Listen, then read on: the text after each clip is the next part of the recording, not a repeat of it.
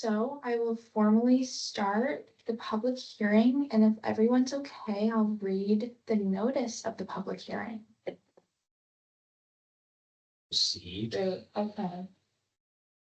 I'm sorry, I don't know how this stuff works. It's okay. First time for everything. Okay, notice is hereby given that a public hearing is Article 18A of the New York State Journal. Municipality law will be held at the United County Industrial Development Agency, the agency on the 10th day of February 2026 at 10 a.m. local time at 584 Phoenix Drive, Rome, New York, in connection with the following matters.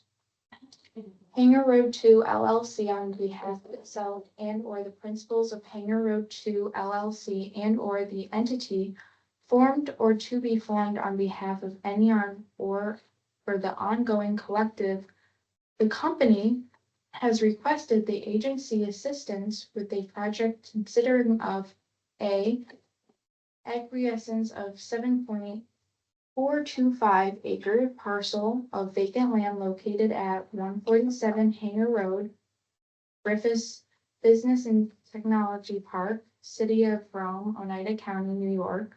The land. B, construction of the land on 102,000 feet, 3-story office building, together with all infrastructure, parking lots, sidewalks, and landscaping to service the same collectively or improvements. C, installing of the equipment and the improvements of the equipment to all be used for the purpose of retaining employment in Oneida County to be provided desirable space to a single tenant that provides back office operations. The land, the improvements and equipment referred to collectively as a facility, and the acquiescence, I don't even know what that says, whatever. It's fine, I'm so sorry, I'm terrible at reading words. It's okay. Equipping the facility is referenced to collective as the project. The project will initially be owned and or operated by the company. The company will lease the facility to the agency pursuant to a lease agreement, and the agency will lease the facility back to the company. Pursue a leaseback agreement. The company will further sublease the facility to a company that is currently based in Oneida County that wishes to relocate its operations. The subleasee for its operations pursue. Oh my gosh. Good morning, Mark. I'm sorry. There's a hearing. At the end of the lease term, the agency that's permanent here. Do you need me to climb in or anything? interest. Sorry, I said it was there for my glasses. The agency is compliant with Great, thank you. financial assistance in the form of exemptions. Good morning. Good morning. Awarded reporting taxes and exemption from sales tax on materials and equipment acquired, installed, and with the project with financial assistance and consistency with the agency's uniform tax exemption policy to be more particular described in the final authorization resolution to be adopted by the agency prior to the closing of the transactions described herein. Representation of the agency will be at the above stated time and place herein except for any comments from all persons with views in favor of or opposed to either proposed financial assistance to the company or the location or nature of the facility. Comments may also be submitted to the agency in writing or electronically prior to the hearing. Minutes of the public hearing will be transacted and posted to the agency's website. Copy the motion for the financial assistance filed of the company with the agency, including analysis of the costs and benefits proposed projects, is available for public inspection of offices of agencies, 5884 Phoenix Drive, Rome, New York. This website. Thanks. It's good practice to actually read the notice of public hearing. Yes. Yeah. A lot of formal words. It's like a lawyer wrote those. Yeah, almost. So with that, we can open up the hearing to public comment.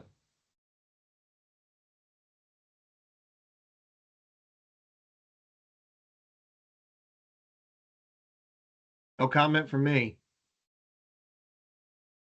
Thanks, Aaron. No comments from me either. Nothing from staff.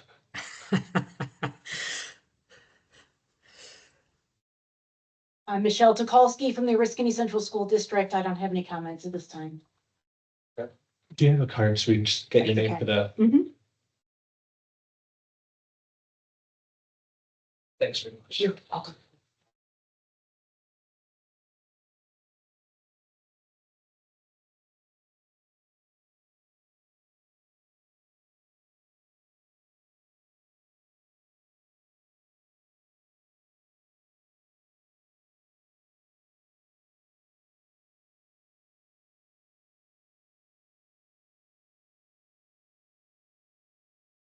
Wait till anyone else shows up who might have a comment.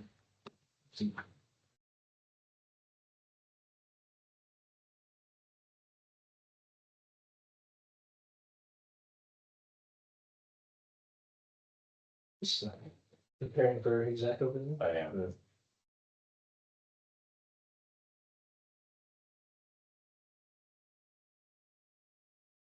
Michelle, how long have you been with the district? Oh, since 21 Okay. Were you anywhere before that? in the Rome City School. Rome City? Oh, Yeah, good. yeah.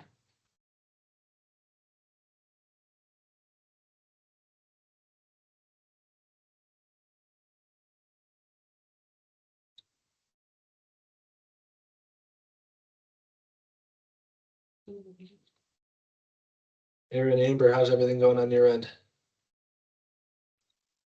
Good, we're getting excited to get this project going. Just gotta have all that snow melt. I know. Might take a little while. Yeah, it might. Yeah. I need to get a GPR survey done on the land and they're like, oh, we can only do that if there's 3 inches of snow. And I'm like, all right, we'll wait till April. Seriously. Yeah. How's I was everything out over Rome the at other day and I was gonna take some pictures. I know the building is down and I couldn't even see over the, from the road, couldn't even see over the the snow piled up. So I was like, I guess we'll take pictures next time we're out. Yeah, it's 2 years in a row that Rome has been hammered. It's in the crazy. winter. How's everything over at the lofts? Very good. Very good. Yeah, we got a lot of good stuff going on, man. I mean, Rome has been really fun, exciting. You guys have been awesome. There's a lot of cool stuff happening in Rome, which is fun. But we always have stuff cooking in Saratoga as well. Amber's running around, getting a bunch of stuff approved and building a bunch of stuff. And I'm out trying to find some more. So far so good. Heading into 2026 on a good note. But I'm hoping it warms up soon because I'm tired of that. Or otherwise, I don't know. Maybe Sonny will let me work remote from Florida or something for a little bit. I've seen the nameplate of Chobani up on the suites or the commercial space, right? Yeah. Are they Yes, sir. Yeah, their space looks great. They're finishing out some of the branding on the interior. But other than that, the build out's completely done. They have, I think I want to say 8 interview rooms. They have, like 4 or 5 conference rooms, maybe 12 offices built out, and then some common area space. They got a nice kitchenette in there. So yeah, they're there. They said they probably won't be hiring people till later this year. But they have I want to say 6 employees in there right now. Some of them, one of them being Jeff Allman, and some of the other guys that travel, so they're not always there. But yeah, it's really nice to have them at the loss. It's huge for everybody. I think it's pretty exciting to see their sign up and see them. wonderful? It's definitely creating a buzz. It is. Yeah, as soon as the sign went up. Yeah. Sure. Yeah. Yeah.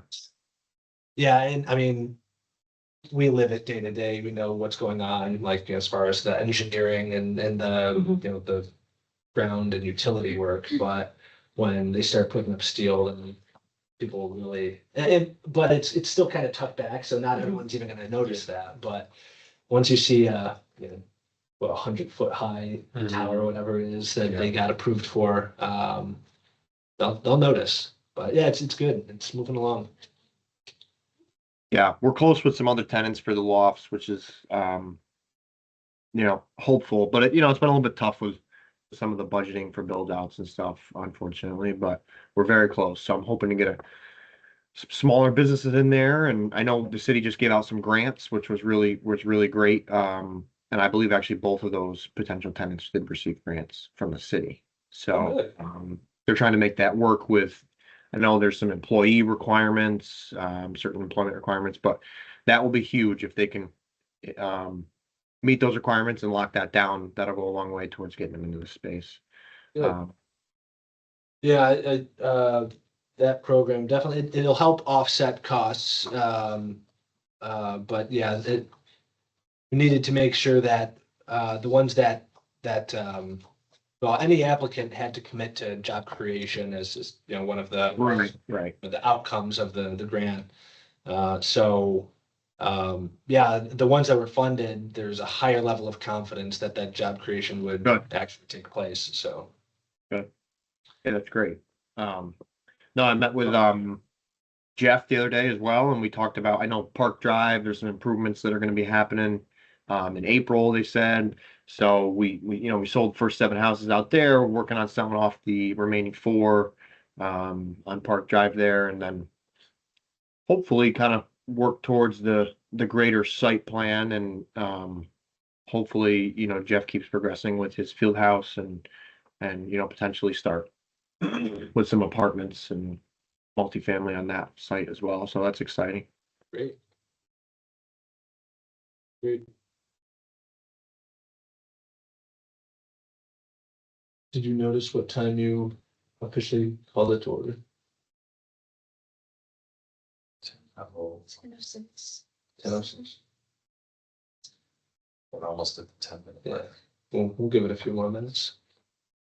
Adam, this is Mark Coucher. I have another question. How are costs, are they fairly stable or as far as materials and things like that? I Yeah, wouldn't say stable. I think we're just, at this time, we're keeping a really close eye, especially on steel. Still dealing with, labor increases, I would say is probably the major thing that we're dealing with right now. And regular inflation, but, Yeah. they're certainly not like they were during COVID, so we're able to predict a lot better, but there's still uncertainty in it. yeah. So it's a little better, a little better. But yeah, it's it's a tough thing, right? Because you come into these projects and you gotta come in a little bit conservatively. And then it makes it harder to pencil a lot of these jobs out, right? But if you don't, you end up shooting yourself in the foot down the road if you can't hit certain numbers. So, luckily with this one, I think we're in a really good spot based on conversations I've had with Amber and our construction team, but you never know. Things change quick.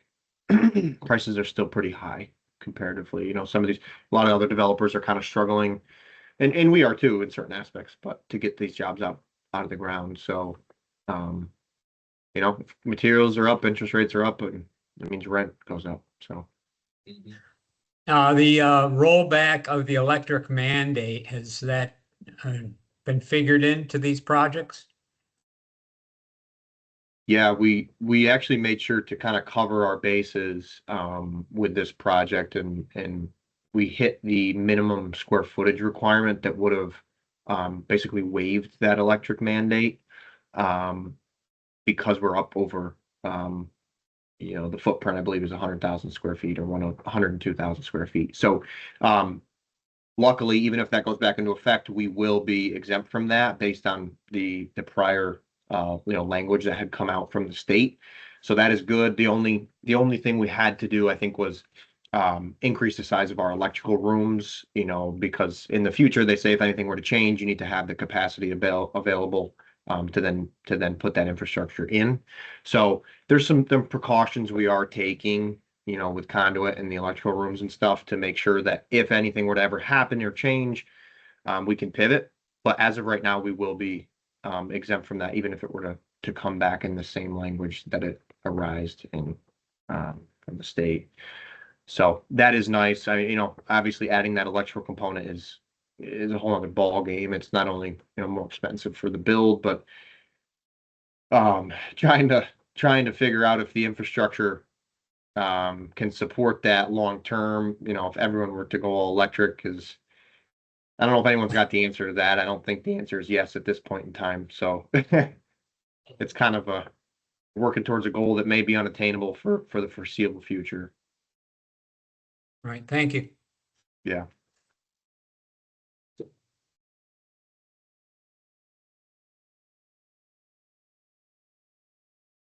We're at 10.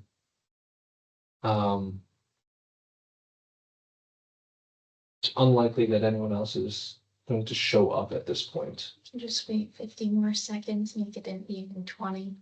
Perfect. That's the spirit.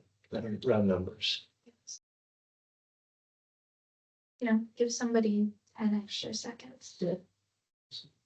Michelle, is there anything to any comment or questions or anything? Well, one of the things that the school districts are really struggling with, especially in light of IDA, is the impacts to the levy and the caps that we're beholden to. Right. So, one of the things to really think about, which I'm hoping to open the conversation by coming today, is maybe a pivot to community host agreements as opposed to pilots. Because then it gives the district a little bit more protection so that we're not facing massive swings year to year with the impacts of the pilot on the cap calculation. Good. And that gives us a little bit of protection. And I actually have one as an example that I wanted to share. Thank you.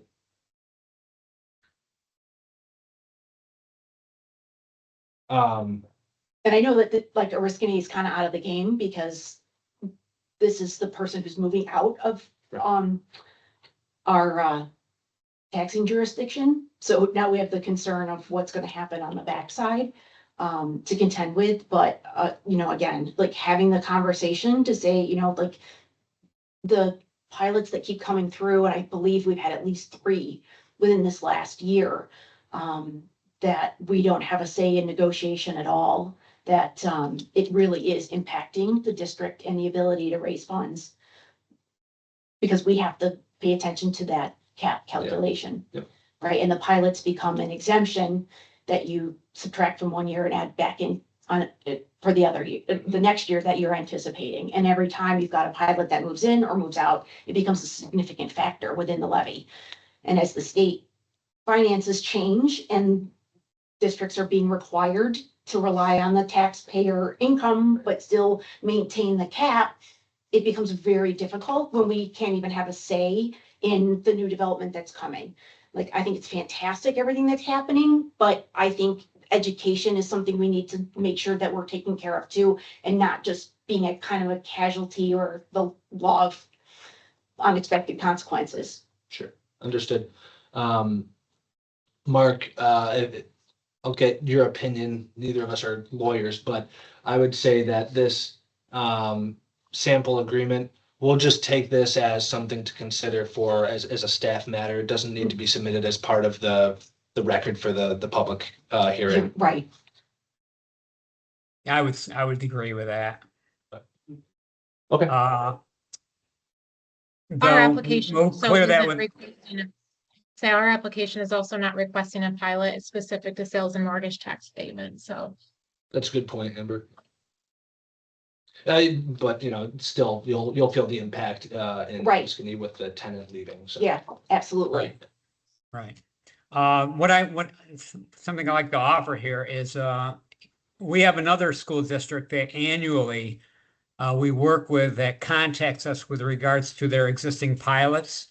Mhm. And right now, as a matter of fact, the last couple weeks, we've been working with them because they're already figuring in that cap issue on their Right. next year's budget. So on those pilots that we do have with you, if you want to start a practice of every year, right before you start doing your budget for the next year, work with us and we'll let you know what pilots we've got with you and which ones might be coming on or going off. That way you can start figuring in what you're going to get in pilots and what you're going to get on, what's going to come off your row 1 and what's going to go on your row 8 or what vice versa.